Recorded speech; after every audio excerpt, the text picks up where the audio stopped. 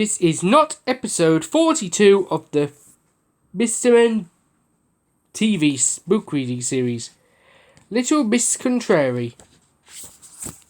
Little Miss Contrary always did the opposite of what you would think she would do. For instance, if you asked her to switch on the television, she would switch on the light.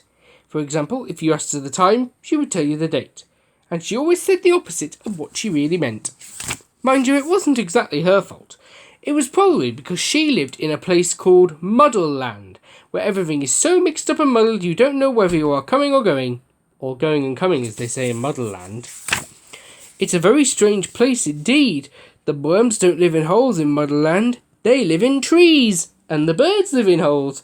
And if you want a loaf of bread, you don't go to the baker's, you go to the butcher's.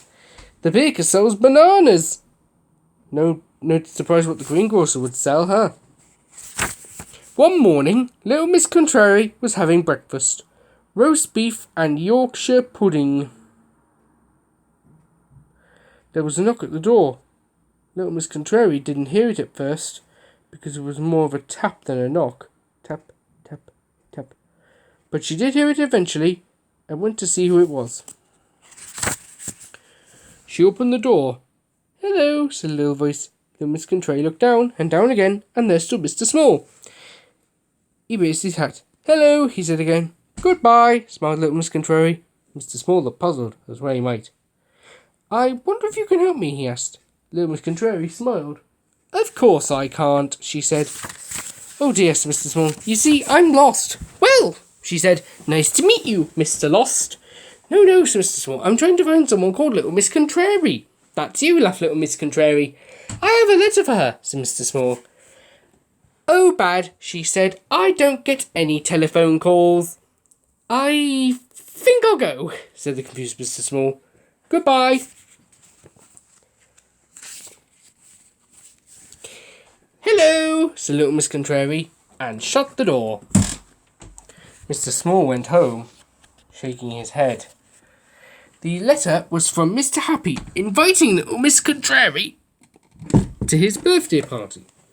Mr. Happy had never met little Miss Contrary, but he had heard about her and thought it would be nice to have her to his party. The invitation was for 3 o'clock on Tuesday, the 14th of March. At 2 o'clock on Monday, the 13th of March, little Miss Contrary knocked on Mr. Happy's door. "Happy Christmas," said little Miss Contrary, and thrust a parcel into Mr. Happy's hands. Mr. Happy was puzzled. "Who are you?" he asked. "I'm Little Miss Sunshine," replied little Miss Contrary. "No, you're not," said Mr. Happy. "I know little Miss Sunshine, and she's not a bit like you." Then he stopped and thought. "Oh," he smiled, "I know who you really are. You're Little Miss Contrary, aren't you? I've heard that you always say and do the opposite of what you mean." "You'd better come in," said Mr. Happy. "No, thank you," smiled little Miss Contrary. Mr. Happy led her into his living room. "What a horrible room," she said. And Mr. Happy grinned. He was beginning to realise that everything he had heard about little Miss Contrary was true. "Would you like a cup of tea?" he asked. "I can't think of anything I'd like less," said little Miss Contrary. Mr. Happy grinned again and went to put the kettle on. After his tea, Mr. Happy took little Miss Contrary to meet some of his friends. He had to explain to them all that what she was saying was the exact opposite of what she really meant. "Aren't you thin?" she said to Mr. Greedy. "You have very short arms," she said to Mr. Tickle. "I like your beard," she said to Mr. Fussy. "Well," she said eventually, "thank you for the most perfect afternoon. Now I must go home before it gets light." "Perfect?" asked Mr. Happy. "Perfectly dreadful," she agreed, and off she went. "Hee. I say," chuckled Mr. Greedy to Mr. Happy, "you do know some funny people." "You can say that again," laughed Mr. Happy. "You do know some funny people," said Mr. Greedy. Mr. Happy grinned and went home. At home, Mr. Happy remembered the parcel little Miss Contrary had given him. It must be a birthday present, he said, and he hurried to where he had left the parcel and unwrapped it.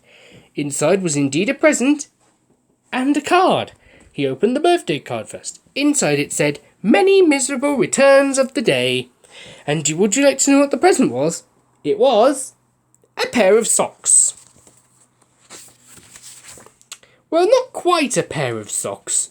One sock was white and the other sock was black. And as little Miss Contrary would say, that is the beginning of the story. What a horrible tale it was. Agreed you don't?